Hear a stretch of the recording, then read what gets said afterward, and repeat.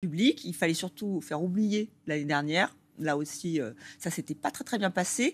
Là, c'est beaucoup plus fluide, donc plus intéressant pour Emmanuel Macron en Oui, termes d'image. on va dire que le salon de l'agriculture est devenu une sorte de tradition depuis que Jacques Chirac y est passé et a fait ses armes, en fait, et c'est devenu une sorte de référence pour l'ensemble des présidents de la République qui lui ont succédé, à savoir Nicolas Sarkozy, François Hollande et désormais Emmanuel Macron, que de faire un séjour auprès du monde agricole. C'est-à-dire qu'il y a quand même une situation qui est paradoxale. C'est au moment où les agriculteurs sont de moins en moins nombreux et représentent de moins en moins de population, les présidents y passent de plus en plus de temps.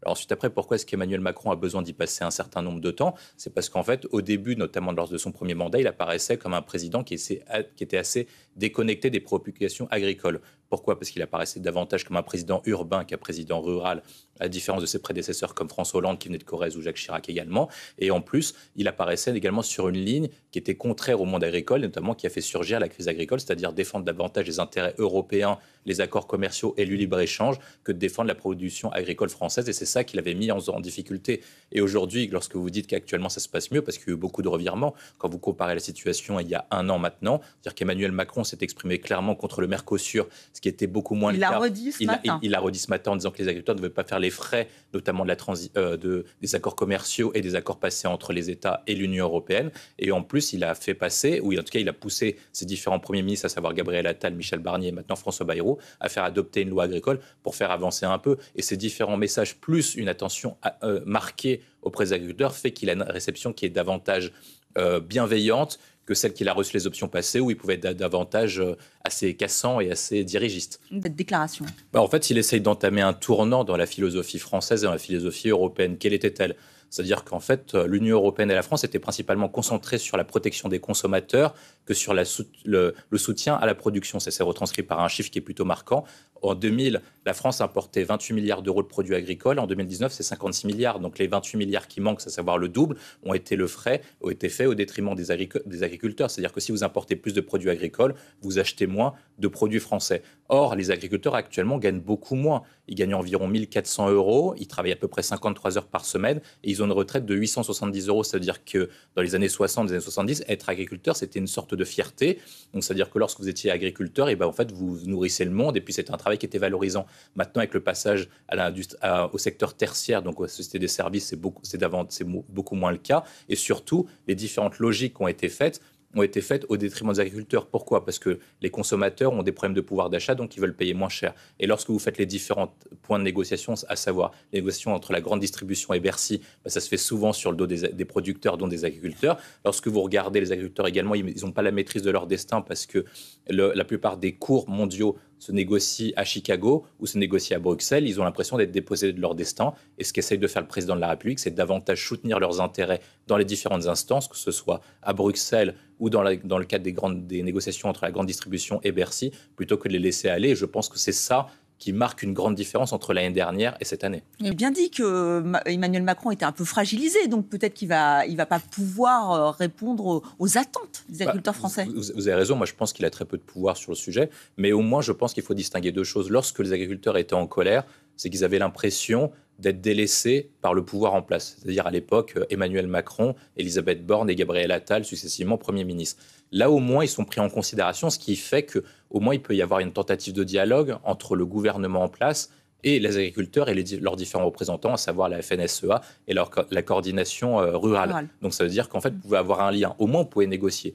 Une loi est sortie et actuellement elle est jugée comme insuffisante, allant dans le bon sens, mais insuffisante par une partie des représentants du monde agricole. C'est-à-dire qu'ensuite, là, vous avez établi un dialogue. Ensuite, après, pour avoir des résultats concrets, c'est beaucoup plus compliqué. Pourquoi? Parce que sur le Mercosur, Emmanuel Macron a une difficulté, c'est qu'il a besoin de ses partenaires européens sur le dossier ukrainien, donc il ne peut pas se fâcher avec eux, parce que l'un des seuls points qu'il pourrait faire, ce serait de faire une politique de la chaise vide, comme l'avait fait le général de Gaulle, en disant actuellement la politique agricole et le Mercosur, nous n'en voulons pas. La France est un pays fondateur, donc nous pratiquons la chaise vide pour que Ursula von der Leyen fasse passer la ratification du Mercosur à l'ensemble des pays, parce qu'en fait, il faut quand même le rappeler, le Mercosur doit passer soit par ratification de la Commission européenne si elle est uniquement sur la partie commerciale, mais si elle le prend en globalité, l'objet de faire passer par une ratification de l'ensemble des parlements des différents États, et à ce moment-là, il y a de fortes chances que la France vote non au regard de la composition actuelle de l'Assemblée nationale et du Sénat, donc ça ne passerait pas, donc von der Leyen va passer par une autre astuce. Mais Macron ne peut pas parce qu'il en a besoin sur d'autres sujets. L'autre point aussi, c'est que ça a été rappelé, c'est-à-dire qu'en fait, actuellement, les politiques n'ont pas beaucoup de pouvoir.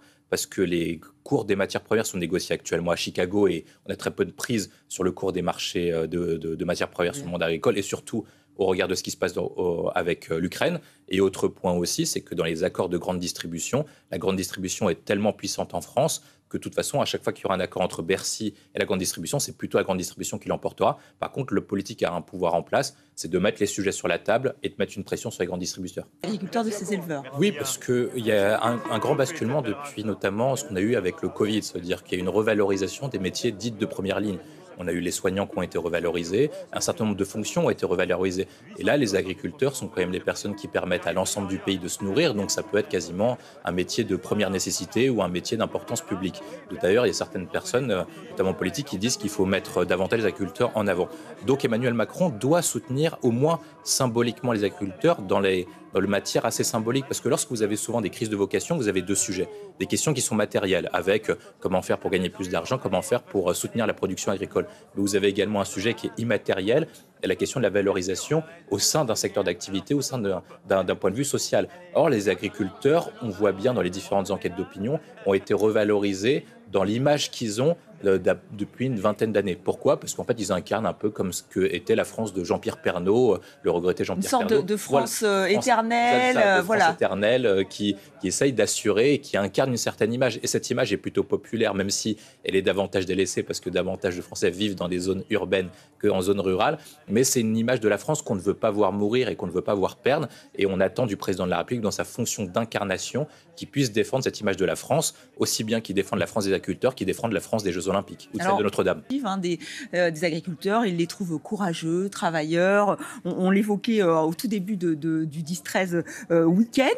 Mais en revanche, ils pensent qu'ils ne sont pas assez soutenus par les partis politiques, exception d'un parti qui arrive en tête avec 39% d'estimation, c'est le Rassemblement national. Ça va peut-être pas vous surprendre.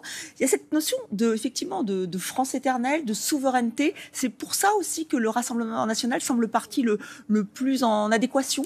En fait, il y a plusieurs sujets pour lesquels le Rassemblement national est en tête auprès des agriculteurs. Le premier, c'est que les partis de gouvernement ont déçu au regard des négociations qui se sont déroulées entre les différents partis, enfin des différents chefs d'État, pardon, pour être précis, et la Commission européenne au regard des budgets de la PAC. Ça veut dire que depuis Jacques Chirac, je crois, quand il était lorsqu'il était président de la République, négociait avec la Commission européenne et à chaque fois on avait une baisse du budget de la PAC qui se sont faits au détriment des agriculteurs, donc au détriment des intérêts français. Donc là, vous avez le Rassemblement national qui adopte une position plutôt eurosceptique, voire anti-européenne, qui peut plaire aux agriculteurs. Pourquoi ? Parce qu'une grande partie des agriculteurs estiment en fait qu'une grande partie des déficits de compétitivité qui se jouent, pour eux notamment en termes de produits et en termes de revenus, sont expliqués en raison de la concurrence déloyale et de la concurrence notamment à la fois sociale et fiscale. Fiscale parce qu'en fait en France on taxe davantage la production et donc les revenus sont davantage fiscalisés et imposés, ce qui est un davantage compétitif entre la France et les autres pays de l'Union européenne. Et autre point, il y a une concurrence aussi sociale, c'est-à-dire qu'en fait les agriculteurs considèrent que socialement en fait ils ont des charges sociales qui sont beaucoup plus importantes que les autres pays. Et enfin, dernier point, c'est que l'Union européenne est considérée comme responsable de la crise agricole parce qu'en fait ils importent des produits qui ne sont pas subis aux mêmes normes notamment que les produits français ou les produits européens. Donc l'Union européenne a une image qui est négative et c'est pour ça que le Rassemblement national, dans sa posture eurosceptique et anti-européenne, plaît à une partie des agriculteurs. Enfin, dernier point, c'est surtout sur la position symbolique, c'est en fait Marine Le Pen, un peu comme les partis de droite ou un peu comme ce qu'incarnait Jacques Chirac à son époque, en fait incarne une défense du monde rural face au monde métropolitain. C'est comme c'est l'opposition parfaite entre Emmanuel Macron et Marine Le Pen. En fait, les gens ont l'impression que Marine Le Pen défend la France périphérique et la France rurale et Emmanuel Macron défend la France des métropoles et les grandes capitales. Un habit qu'il aime revêtir, Emmanuel Macron. Mais en plus, il a une conjonction qui est plutôt favorable pour lui, c'est-à-dire que la position de Donald Trump sur Zelensky et sur l'Ukraine fait qu'une grande partie des Européens veulent se désaxer des États-Unis pour prendre leur destin en main. Or, lors de son discours de la Sorbonne en 2017, Emmanuel Macron avait plaidé pour davantage de souveraineté européenne et même pour une Europe de la défense. Donc il est dans un élément où en fait il suit sa ligne politique et sa ligne idéologique depuis 2017. Deuxième élément intéressant, c'est que c'est un des seuls chefs d'État forts au sein de l'Union européenne et au sein de l'Europe. Pas d'un point de vue national. Pas d'un point de vue interne, mais il a plusieurs atouts avec lui. La première, c'est qu'en fait, il n'y a que 2 pays qui sont membres du Conseil de sécurité et qui disposent de l'arme nucléaire, c'est le Royaume-Uni et nous. Autre point, c'est que sur l'armée, au sein de l'Union européenne, il n'y a que l'armée allemande et l'armée française qui est en état, mais l'Allemagne va vraisemblablement changer de chancelier demain soir, donc, ou en tout cas dans les prochaines semaines. Ça risque de prendre un peu plus de temps avec l'Allemagne. Plus de temps avec les différentes coalitions, mais En tout cas, Emmanuel Macron est en position de force. Autre point intéressant aussi, je pense que c'est une question aussi d'agenda en fait pour Emmanuel Macron. C'est-à-dire qu'Emmanuel Macron arrive à dialoguer avec Trump, ce qu'ont du mal l'ensemble des autres chefs d'État parce qu'ils ne sont pas exactement sur la même ligne. Il ne faut pas oublier ce qu'avait dit le général de Gaulle. Le général de Gaulle disait que les États n'ont pas d'amis, mais ils n'ont que des intérêts. Or, pour Donald Trump, il faut plaider pour voir quel est son intérêt et comment on peut plaider dans un deal lui permettant de ramener au maximum les intérêts ukrainiens et les intérêts européens. Quels sont-ils? Donald Trump l'a dit à plusieurs reprises, il veut être prix Nobel de la paix. Et donc, il essaie de plaider pour cet accord en pensant que ça lui permettra d'avoir une chance d'être prix Nobel. Deuxième point, il suit la politique du pivot américain de Barack Obama. C'est-à-dire que les États-Unis, depuis 2010, sont concentrés sur l'Indo-Pacifique et essayent de se délaisser des affaires du monde, notamment au Moyen-Orient et en Europe. Donc en fait, ils voudraient régler ils veulent pas de ça pour se concentrer Europe. sur Taïwan, sur la Chine et sur l'Indo-Pacifique. Donc il faut plaider sur le fait qu'on puisse remplacer les Américains à terme en augmentant nos budgets de défense, qu'a plaidé Emmanuel Macron dans son live Instagram, pour remplacer les Américains à terme, pour assurer la sécurité européenne. Et enfin, dernier point, il y a une question d'accord commercial, c'est-à-dire qu'en fait, Donald Trump considère que, à la fois sur les différents enjeux, les États-Unis doivent être gagnants commercialement. Il l'a dit avec les Européens, et il l'a dit sur l'OTAN, et il l'a dit également sur l'Ukraine, c'est-à-dire que ce qu'ont payé les Américains, ils veulent le retrouver en retour, que ce soit en minerais ou en termes d'accords commerciaux, en termes d'achats américains. Ça, on peut lui promettre également. Donc, si Emmanuel Macron remplit ces trois intérêts, plus le dernier qui est le plus important, c'est la place dans l'histoire de Donald Trump. Il fait référence souvent à Ronald Reagan avec Make America Great Again. Et donc, s'il laisse l'Ukraine et Zelensky tomber, il apparaîtra comme un perdant. C'est ça que peut plaider Emmanuel Macron pour changer la position américaine, pour qu'elle soit davantage favorable aux Ukrainiens et aux Européens.